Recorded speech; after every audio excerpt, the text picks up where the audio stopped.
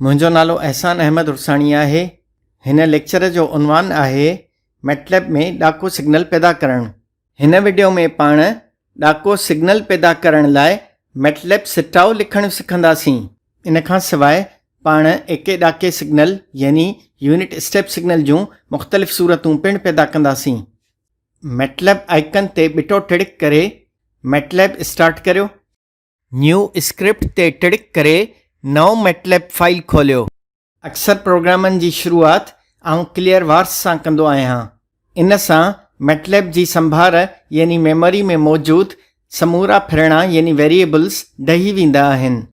तंहिंखां पोइ आउं अक्सर CLC कमांड इस्तेमालु कंदो आहियां, जंहिंसां कमांड विंडो साफ़ थी वेंदी आहे।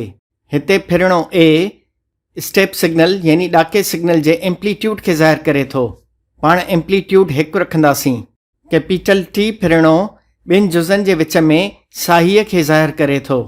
इहा साही पाण तमामु नंढड़ी रखंदासीं, छाकाणि त पाण खे सिग्नल कुल औकाती मैदान यानी कंटिन्यूअस टाइम डोमेन में ॾेखारिणो आहे। यादि रहे त मैटलैब कुल औकाती सिग्नल यानी कंटिन्यूअस टाइम सिग्नल पैदा करे नथी सघे, पर पाण सैम्पलिंग इंटरवल एतिरो नंढड़ो रखंदासीं जो इहो सिग्नल कंटिन्यूअस यानी कुल औकाती सिग्नल जहिड़ो नज़र ईंदो।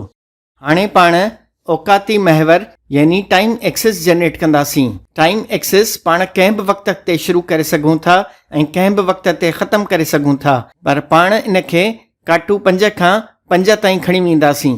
एके ॾाके सिग्नल यानी यूनिट स्टेप सिग्नल जी रियाज़ियाती मसावात खे नज़र में रखंदे पाण मैटलैब प्रोग्राम में हीअ सिट लिखंदासीं।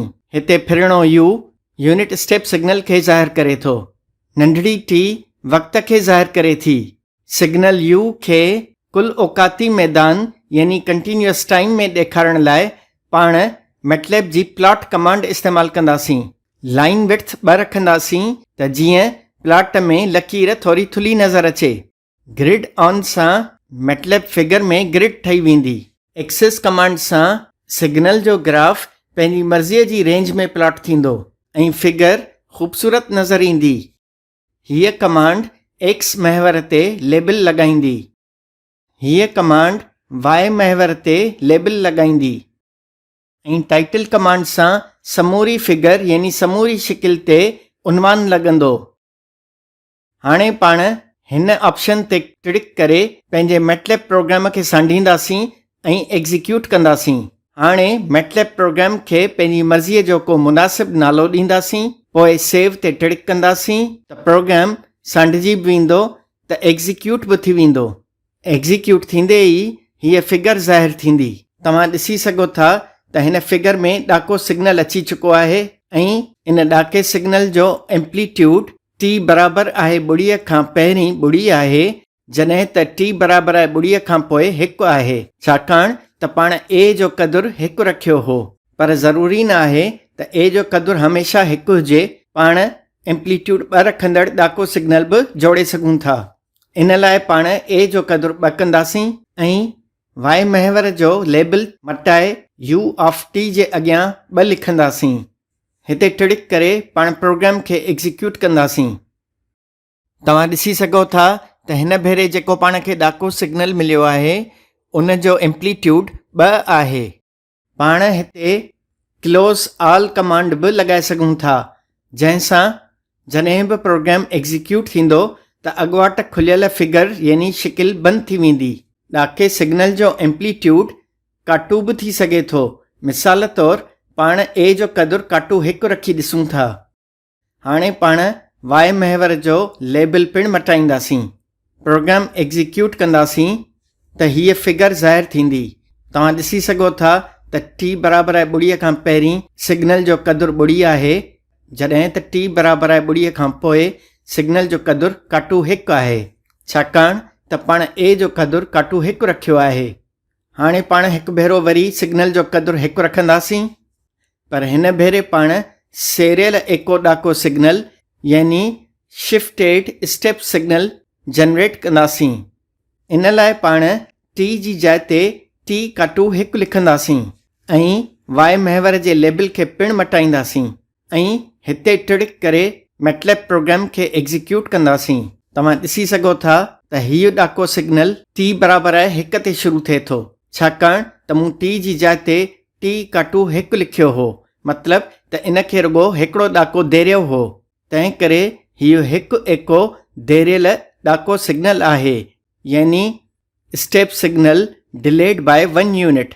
साॻीअ रीति पाण t जी जाइ ते t जोड़ियां 1 लिखी ॾाके सिग्नल खे सवेरे बि सघूं था, यानी टाइम एडवांस करे सघूं था।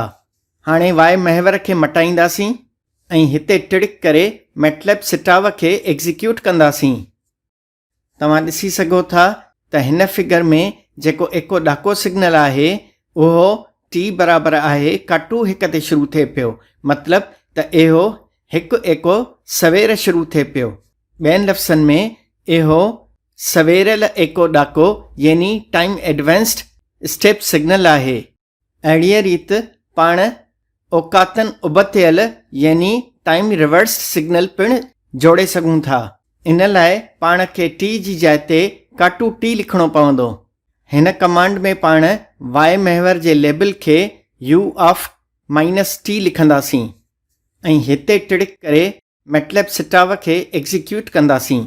तव्हां ॾिसी सघो था त हीउ ॾाको सिग्नल t बराबरि आहे 0 ताईं 1 रहंदो अचे थो, जॾहिं त t बराबरि आहे 0 खां पोइ इहो 0 थी वञे थो, मतिलब त ही एके ॾाके सिग्नल जी औकातन उबतियल सूरत आहे, यानी टाइम रिवर्स्ड वर्जन आहे।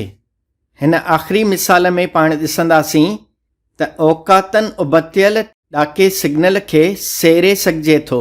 हिन में एको ॾाको सिग्नल औकातन उबतो थींदो ऐं पोइ उनखे हिकु एको सेरबो।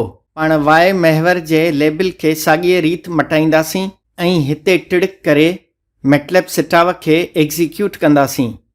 तव्हां ॾिसी सघो था त हिकु भेरो वरी पाण खे औकातन उबतियल एको ॾाको सिग्नल नज़र अची रहियो आहे, पर इहो औकाती महवर यानी टाइम एक्सिस ते हिकिड़ो एको देरियल यानी डिलेड आहे।